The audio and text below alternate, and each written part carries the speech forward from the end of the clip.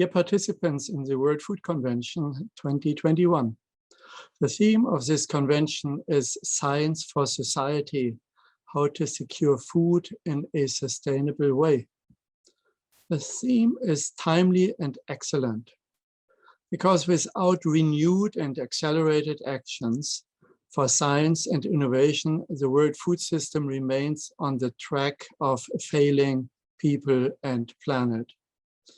When referring to a science, I mean all sciences and all research, natural sciences, social sciences, including economics, law, and humanities, citizen science, and the great experiential knowledge of indigenous peoples. The fundamental human rights, including the right to food, are violated. Many food systems are not sustainable. Therefore, science needs not only address production and consumption, not only address value chains, but sciences must address the whole food system.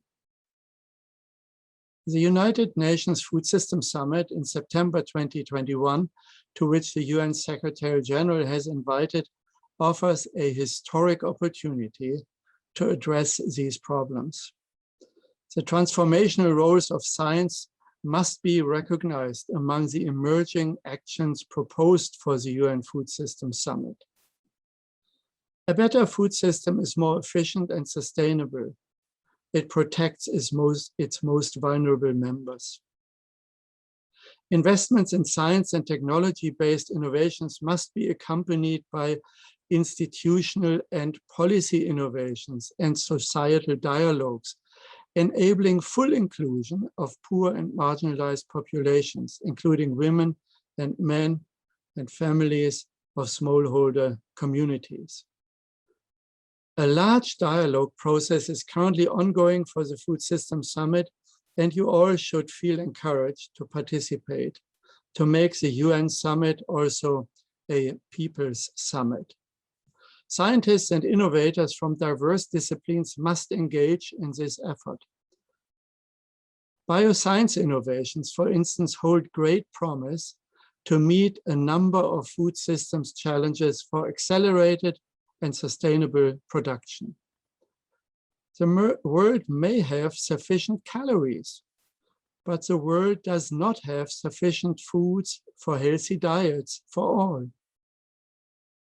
Outdated regulations stand in the way of applications of biotechnologies and new bioscience insights. They need revisiting. Advances in digital innovations and engineering can make food systems more sustainable too, reduce food waste and losses, and improve hygiene. Food waste needs to be addressed by people's behavior. Moreover, open information sharing is needed to ensure that users are aware of the opportunities, costs, and benefits of new technologies based on available scientific evidence.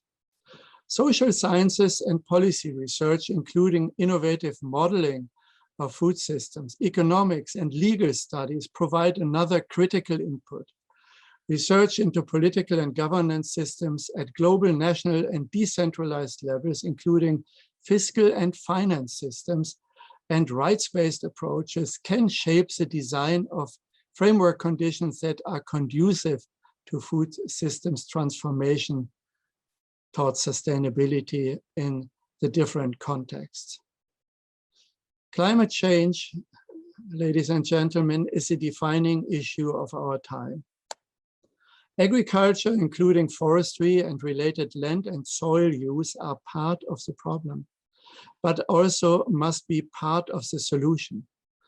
They are the single largest driver of multiple environmental pressures and large contributors to greenhouse gas emissions and air pollution. Boosting sustainable production calls for complex measures. Moving quickly towards climate positive and climate resilient food systems means employing significant carbon pricing and technologies and having a sustainable circular bioeconomy as a concrete vision for the transformed food system.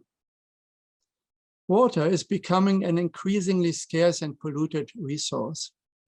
Most fertile land is already cultivated and 1/3 of global land area is degraded. Soil degradation must stop now. This must be a goal for the summit. Locally adapted, sustainable intensification of existing agricultural systems is needed, as are science-based innovations to keep and regenerate productive and healthy soils. Innovations in agroforestry can contribute to large-scale productive land use combined with ecological and climate-positive ecosystem services. The so-called Great Green Wall in the Sahel, a wall of forestry, bush, and agroforestry systems, is a success in terms of ecology and benefit cost ratios. Investment in it needs scaling up, and will serve also peace in this troubled region. Job creation needs also be accelerated in dryland areas through education and skill training. Science-based innovations for sustainable blue foods that protect and harness oceans and coastal areas can play a growing role in ending malnutrition and in building healthy, nature-positive and resilient food systems. The Food Systems Summit must not only focus on terrestrial systems, it must embrace all aquatic systems because of the linkages. The Food Systems Summit should also identify diplomatic international actions that quickly reduce the problem of hunger due to armed conflicts. This is also an area of policy attention. Food systems transformation offers huge benefits for people and planet, and the costs are comparatively low. Actually, the cost of ending hunger have estimated by us to range between 39 and 50 billion per annum until 2030. The United Nations Food Systems Summit must address financing this. Institutional innovation should include mobilization of innovative financing, for instance, end hunger bonds, a bond system to end hunger, backed by new special drawing rights from the International Monetary Fund. Also a dedicated fund for hunger reduction, more official development aid, and private sector commitments are needed. The private sector must come to the table from the food industry. Such financing should be considered in the larger context of climate change financing and rebuilding from COVID-19 and related financing. The food system is part of these big global issues. Continued and expanded investment in capacities for science and innovation are needed in order for countries to find their own ways towards a sustainable food system. Emerging economy countries need to spend at least the equivalent of 1% of agricultural GDP per annum on public food and agriculture research and should be assisted in that. To tap the full potentials of research and development, public food systems science and related research partnerships with private sector and civil society innovators need to expand. The complex issue of intellectual property rights should be addressed.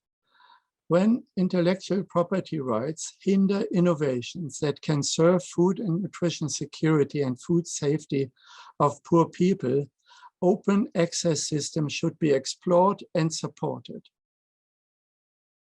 IP must not stand in the way of overcoming hunger. Food system science and policy need a stronger framework to shape constructive and evidence-based interaction for follow-up to the summit and for the long term. New institutional arrangements should be considered for the food system, bringing policy, science in a constructive and productive framework. A few committees and councils are not sufficient. A strong international independent voice for science-informed and evidence-based food systems policy is needed that also connects international with national science.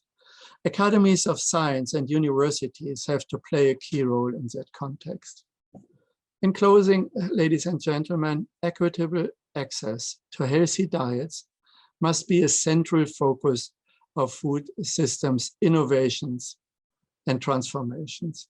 Currently, more than 3 billion people cannot afford healthy diets, and more than 1.5 billion cannot afford a diet that meets the required levels even of essential nutrients. Policy innovations are needed to incentivize availability and affordability of nutritious foods.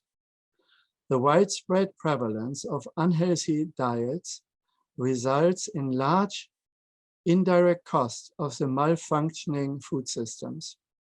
Our team of scientists advising the UN Food Systems Summit have quantified the indirect environmental and health costs of the food system. These costs amount to about 3 times the food costs paid in the markets. They include the climate and land degradation and deforestation costs, and the cost of hunger, and the cost of obesity and of unsafe foods. But the cost of human suffering cannot be quantified, and the shame accepting it, neither. We need a new ethical approach to value good food and to value the people who do not have it. Thank you for your attention.